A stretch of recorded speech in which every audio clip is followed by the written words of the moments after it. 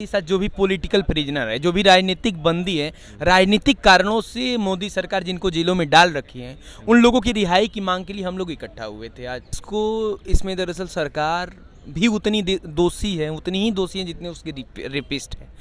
अब आप आज़ादी का अमृत महोत्सव मनाइएगा और लाल किले पे चढ़ के बड़े बड़े भाषण दे देने से देश में लोकतंत्र स्थापित नहीं हो जाता है। देश में लोकतंत्र स्थापित होता है भाई लोगों के साथ न्याय करने से, लोगों को अच्छे तरीके से ट्रीट करने से, और लोग यदि आपके विरोध में हैं तो भी उसकी आवाज़ आप सुन सके, उससे लोकतंत्र स्थापित होता है।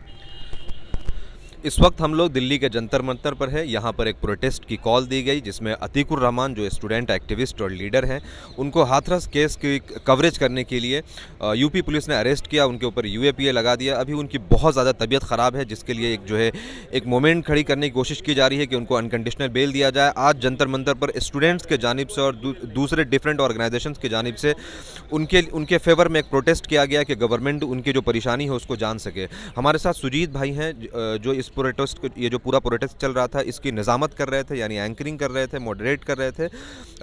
बड़ी मुश्किल से इनका टाइम मिल पाया। सबसे पहले आपका बहुत स्वागत है मिलिट डाइजेस्ट में। मैं ये जानना चाहूँगा कि जो प्रोटेस्ट हो रहा था उसकी वजह क्या थी, आखिर क्या वजह थी कि आप लोगों को रोड पे आना पड़ा? जो साथी अतीकुर रहमान है, जिनकी तबीयत लगातार बिगड़ती जा रही है, जिनको अच्छी मेडिकल ट्रीटमेंट की ज़रूरत है, ये सरकार उस तरीके को नज़रअंदाज करते हुए और उनको अभी भी जेलों में डाली हुई है। हमारा यही मानना है कि इन साथी की सशर्त मतलब रिहाई किया जाए, उसी लिए हम लोग आज जंतर मंतर पे इकट्ठा हुए थे।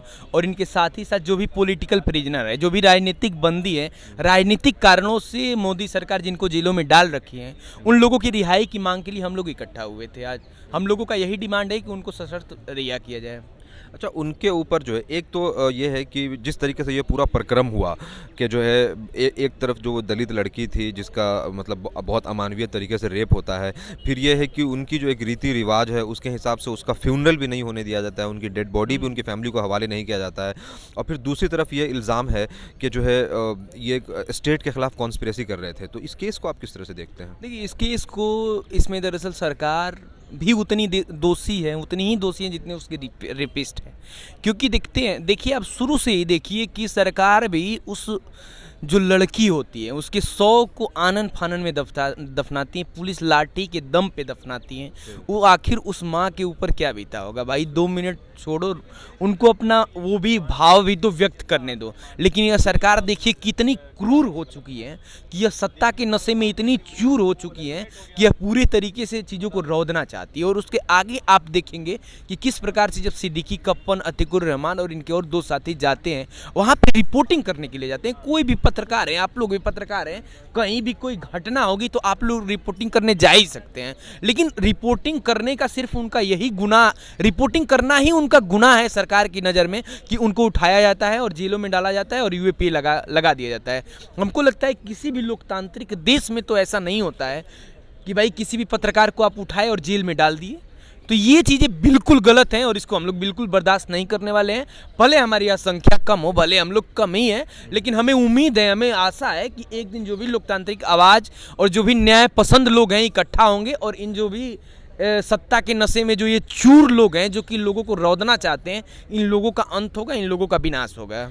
अच्छा, अभी रिसेंटली हमने देखा है कि जर्नलिस्टों के ऊपर स्पेशली क्रैकडाउन हो रहा है। जैसे मध्य प्रदेश में 7-8 जर्नलिस्टों को पुलिस स्टेशन में बुला करके नंगा कर देते हैं, कहीं पे उनके ऊपर यूएपीए लगा दिया जाता है, कहीं फैक्ट चेक के बुनियाद पर जेल में डाल दिया जाता है।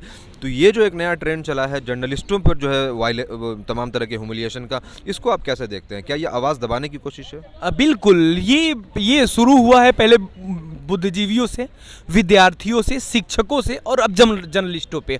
और इसकी जद में हमको लगता है कि वो तमाम सारे लोग आने वाले हैं, चाहे वो आप देखिए अपोजिशन के तमाम लीडर, उन पे भाई सीबीआई का, ईडी का बुला के छापा मरवा रही है। मतलब हम लोग तो भाई समझ सकते हैं उस चीज़ को कि किस तरीके से पॉलिटिकल सेंटीमेंट, यानी कि पत्रकारों को भी आप नहीं छोड़ रहे हो। आप कैसा लोकतंत्र बनाना चाहते हो जिसमें आपके पत्रकार भी खड़े हो कि कुछ रिपोर्टिंग नहीं कर सकता है? ये कौन सा लोकतंत्र है? कौन सी डेमोक्रेसी कौन सी है आपके पास? अब आप आज़ादी का अमृत महोत्सव मनाइएगा और लाल किले पे चढ़ के बड़े बड़े भाषण दे देने से देश में लोकतंत्र स्थापित नहीं हो जाता है। देश में लोकतंत्र स्थापित होता है भाई लोगों के साथ न्याय करने से, लोगों को अच्छे तरीके से ट्रीट करने से, और लोग यदि आपके विरोध में हैं तो भी उसकी आवाज़ आप सुन सके, उससे लोकतंत्र स्थापित होता है, न कि आपके बड़े बड़े भाषणों से स्थापित होता है। तमाम सारे दलितों को, तमाम सारे महिलाओं को, तमाम सारे ऐसे लोगों को गिरफ्तार करके जेलों में लगातार डाला जा रहा है, तो इस चीज़ के हम लोग खिलाफ हैं। एक आखिरी बात जानना चाहूँगा आपसे कि ये जो तमाम तरह के जो जुल्म हो रहे हैं, फिर ये है कि दूसरी तरफ महंगाई और सारी चीज़ें हो रही हैं, तो इसका सॉल्यूशन क्या है? जो एक्टिविस्ट हैं, जो जर्नलिस्ट हैं, जो स्टूडेंट हैं, जो सिविल सोसाइटी है, उन सब का रोल क्या हो सकता है? देखिए, हमको लगता है कि जो भी न्याय पसंद लोग हैं, ये तमाम सारे मुद्दे एक ही लोग से जुड़े हुए हों, चाहे वो आपका फीस वृद्धि का मुद्दा हो, चाहे आपका महंगाई का मुद्दा हो, चाहे आपके निजीकरण का मुद्दा हो, चाहे बेरोजगारी का मुद्दा है। इसका जड़ एक ही है, सरकार है। इसका जड़ यही है, पूंजीवाद, स्टेट है इसका जड़। हमको लगता है कि उसी के खिलाफ तमाम सारे लोगों को हमें गोलबंद हो के, मजदूर हो, किसान हो, छात्र हो, बुद्धिजीवी हो, शिक्षक हो, पत्रकार हो, तमाम सारे लोगों को हमको इकट्ठा होके और इन तमाम सारी नीतियों के खिलाफ हमें बड़े से बड़े स्तर पे हमें प्रोटेस्ट करने की ज़रूरत है, आवाज़ उठाने की ज़रूरत है, अलग अलग जगहों पे हमें बोलने की ज़रूरत है। तो हम लोग बिल्कुल, यही हमारे पास एक रास्ता है जिस रास्ते के द्वारा हम लोग हासिल करेंगे।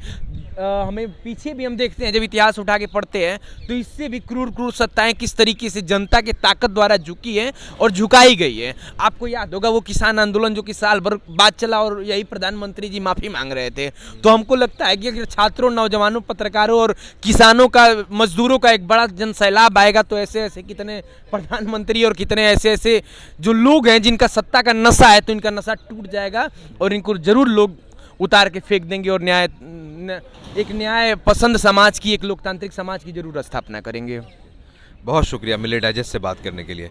तो ये थे हमारे साथ मिस्टर सुजीत, जो कि जो अभी आज जो प्रोटेस्ट हुआ उसके बारे में और मुल्क के जो हालात हैं उसके बारे में बता रहे थे।